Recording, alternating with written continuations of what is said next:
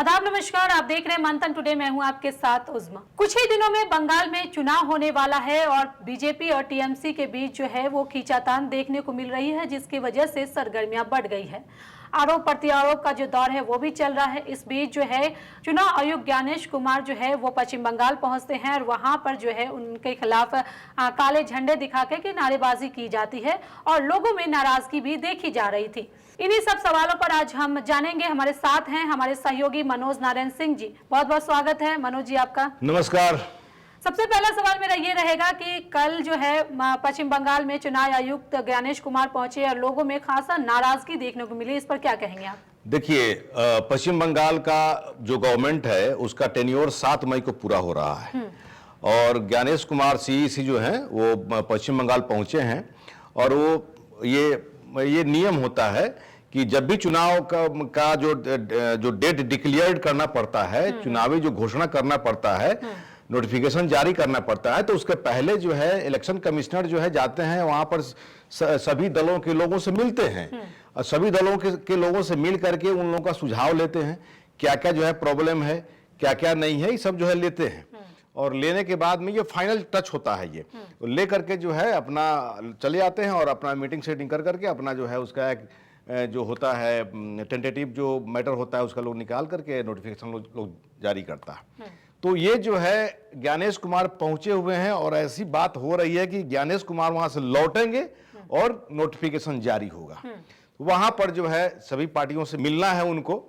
तो वैसी स्थिति में लेकिन सबसे बड़ा इसमें खबर ये हो गया है कि टीएमसी के लोग जो है उनको गो बैक का जो है नारा दे रहे हैं और जिस तरह से उनका विरोध किया जा रहा है, तो ये जो है मतलब कि कहीं ना कहीं से जो है टीएमसी से उकसावे वाली बात जो है सामने आ रही है कि टीएमसी के लोग जो है ये गो बैक का नारा कर रहे हैं। चूंकि इलेक्शन कमीशन पर जो है ये धब्बा लग गया है, दाग लग गया है, दामन गंदा हो गया है कि भाई जो एसआईआर जो हो रहा है ना, चाहे बिहार में लीजिए ना, बिहार में जो है कम 6 लेदर हुआ, बंगाल में भी वही हुआ। बंगाल में भी सुनने में आ रहा है कि उन पर जो है जो आंकड़ा जो जारी किया है टीएमसी ने 63 लाख लोगों का नाम जो है काट दिया गया। तो भाई तो जो है नाम अगर काट रहे हैं तो उसका जो है आप उसका प्रोसेस है। जैसे यहाँ पर बिहार में बहुत लोगों का नाम काट दिए, लेकिन बहुत ऐसे लोग हैं जो जेन्युइन है। हालांकि चुनाव आयोग जो है कह रही है कि भाई जेन्युइन हो तो आप लाइए दिखलाइए, कोर्ट में भी मामला जा रहा है। तो ये जो है कोर्ट का जो है मामला जो है सब आ रहा है और जिस तरह से बिहार वाला जो है पुनरावृत्ति बंगाल में हो रहा है और बंगाल में 63 लाख लोगों का नाम काट दिया गया है, तो जाहिर सी बात है कि वहां के लोगों में तो गुबार आएगा ही आएगा। अभी जो है कुछ देर पहले काली मंदिर में काली घाट गए थे अभी ज्ञानेश कुमार, वहां जब वो निकल रहे थे उस समय जो है वहां पर जो है बहुत सारे लोग जो है वहां पर गो बैक का नारा लगाने लगा। लोगों में विश्वास उठ गया है क्या नाम चुनाव आयोग की तरफ से? अब बिल्कुल कह सकते हैं। बिहार में भी आपने देखा, बंगाल में भी देख रहे हैं और अब तो ठप्पा लग गया है। ऐसा कुछ देखने को नहीं मिला जिस तरह से बंगाल में देखने को मिल रहा है मनोज जी। अब बंगाल में तो देखिए, बिहार और बंगाल में यही अंतर है। बंगाल में अपोजिशन की सरकार है और बिहार में जो है एनडीए की सरकार है। अगर यही विपक्ष की सरकार रहती ना यहाँ पर, तो यहाँ पर भी उससे ज्यादा यहाँ पर होता, बंगाल से ज्यादा बिहार में होता। तेजस्वी यादव छोड़ता नहीं, लेकिन बंगाल में हालांकि ममता दीदी भी चढ़ी हुई है, वो भी जो है कोर्ट तक जो है पूरा दौड़ा रही है, वो जो है सारा जो है अपना कानूनी प्रक्रिया कर रही है।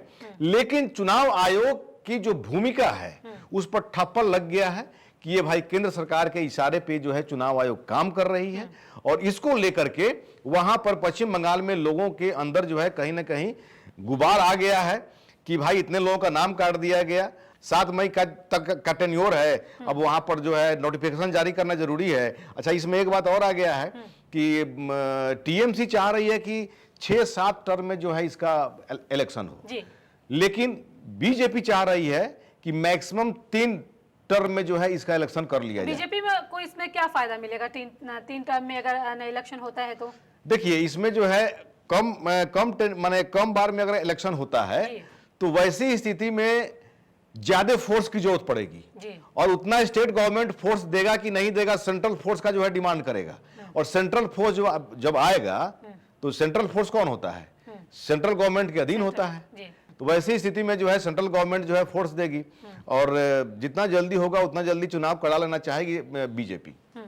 अच्छा, एक और मेरा सवाल यही है कि अगर 2024 में इसी वोटर लिस्ट से सरकार बनी है, तो फिर अब उसी सूची पर सवाल क्यों उठ रहे हैं? क्या यह दोहरी राजनीति नहीं है? बिल्कुल है। इसमें जो है अब एसआईआर जो हुआ है, इसमें जो लोगों का नाम कटा है, तो जाहिर सी बात है कि वोट बैंक में जो है इसका तो जो है इतना लोगों का नाम कट गया, वो लोग जो है मतलब कि वोट नहीं दे पाएंगे। अब पिछली बार में अब नाम अगर काट दिया गया है और चुनाव आयोग का कहना है कि भाई ये लोग जो जिन लोगों का नाम काटा गया है, या तो ये लोग मर गए हैं या ये लोग जो है बाहर में जाके शिफ्ट कर गए हैं, तो ये भी तो जो है यहाँ पर संदेह का जो है मामला बनता है।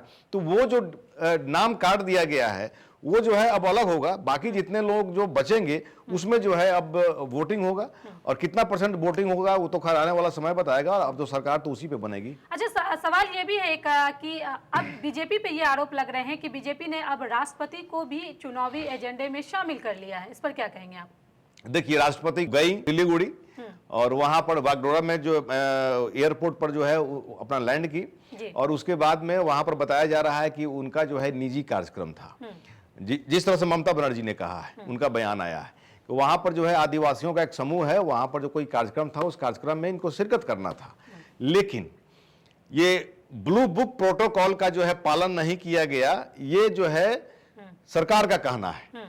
और वैसी स्थिति में ये शिष्टाचार का मामला बनता है कि कोई भी संवैधानिक पोस्ट का जो राष्ट्रपति और उपराष्ट्रपति, मतलब कि भारत का सर्वोच्च जो है पद है वो, और वैसे स्थिति में अगर राष्ट्रपति और उपराष्ट्रपति अगर आते हैं तो उनका जो है प्रोटोकॉल का जो है ध्यान रखना चाहिए। वो जो प्रोटोकॉल बनाया गया है तो उसमें होता क्या है, उसमें होता है क्या कि जब राष्ट्रपति या उपराष्ट्रपति जहां पर जिस स्टेट में ये लोग जाएंगे वहां पर उनको रिसीव करने के लिए और सी ऑफ करने के लिए वहां के मुख्यमंत्री को आना है। अगर वहां के मुख्यमंत्री अगर नहीं है, उस समय अवेलेबल नहीं है किसी कारणवश, तो वहां के चीफ सेक्रेटरी और डीजीपी वहां पर मौजूद रहेंगे, और जो जहां पर उनका कार्यक्रम है उस कार्यक्रम में जाने का जो रास्ता वगैरह सब जो है नीट एंड क्लीन सब जो है होना चाहिए। लेकिन जो राष्ट्रपति का जो अभी कार्यक्रम कल हुआ है उसमें जो है ऐसी स्थिति नहीं थी, तो वह इसको लेकर के जो है राजनीति होना शुरू हो गया है।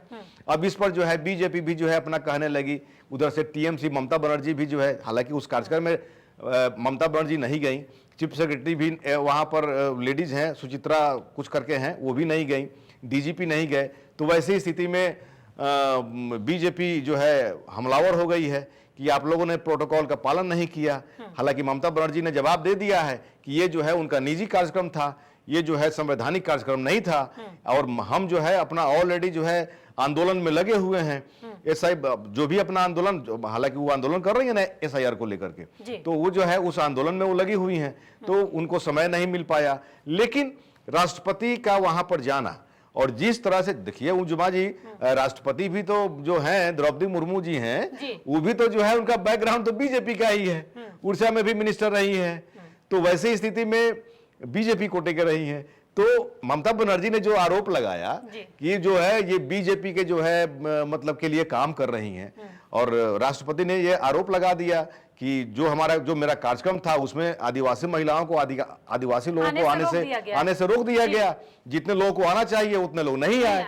तो वो जो है माने कहीं ना कहीं आरोप पर आरोप चल रहा है। तो ममता बनर्जी चूंकि वो तो शेरनी है, वो तो जो है पॉलिटिकल है, वो तो कुछ भी बोल सकती हैं। राष्ट्रपति की जो बात होती है वो जो है संवैधानिक होती है, और लेकिन ये जो चूंकि पॉलिटिकल है ममता बनर्जी, तो वो तो जो है पॉलिटिकली कुछ भी बोल सकती हैं। तो उन्होंने कहा है कि राष्ट्रपति जो है पद की गरिमा होती है, उसको मेंटेन करना चाहिए, नहीं कि किसी पार्टी विशेष का संवाहक बनना चाहिए। उन्होंने आरोप लगाया है राष्ट्रपति पर। तो इसको लेकर के जो है बहुत जो है छिया लेदर बहुत सब हो रहा है, लेकिन ओवरऑल बीजेपी चाह रही है कि बंगाल का किला फतह किया जाए, और ममता दीदी जो है अड़ी हुई है कि अपने किला में संधमारी नहीं होने देंगे, चाहे जो कुछ भी हो जाए। अब देखिए तो माने अब नोटिफिकेशन जारी होगा, चुनाव होगा, अब कुछ दिन का ही समय बचा हुआ है, इसमें क्या होता है आने वाला समय बताएगा। मनोज जी, एक आखिरी सवाल मेरा यही है कि क्या वोटर लिस्ट विवाद जो है 2026 के बंगाल चुनाव का सबसे बड़ा मुद्दा बनने जा रहा है? बिल्कुल बनेगा। अब जिस तरह से एसआईआर हो रहा है, वोटर लिस्ट जो है बन रहा है, और लगभग 63 लाख लोगों का नाम काटा गया है। अब आप क्या समझ रहे हैं? कहीं ना कहीं जो है सभी लोग समझ रहे हैं कि ये बीजेपी का खेला है, चुनाव आयोग का खेला है, चुनाव आयोग इसमें बीजेपी के इशारे से जो है काम कर रही है, केंद्र सरकार के इशारे पे काम कर रही है। ये तो मैसेज जो है कन्विंस कर दी ममता बनर्जी। और यहाँ पर भी जो है तेजस्वी यादव ने जो है बहुत प्रयास किया था, हुआ भी था। अगर जो है 10,000 स्कीम यहाँ पर लागू नहीं हुआ रहता ना, तो खेला कुछ और हो गया रहता। लेकिन ममता बनर्जी जो है वहां पर अपनी पब्लिक को जो है, अपनी जनता को कन्विंस कर चुकी हैं।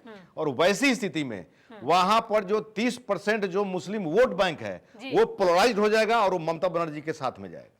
चलिए, बहुत बहुत शुक्रिया मनोज जी इन तमाम सवालों का जवाब देने के लिए। तो आपको बता दें कि पश्चिम बंगाल में चुनाव होना है, अब उसको लेकर के जो है अभी काफी घमासान चल रहा है। जिस तरह से चुनाव आयुक्त वहां पहुंचे, लोगों ने उनका विरोध किया, काले झंडे दिखाएं, गो बैक के नारे लगाएं।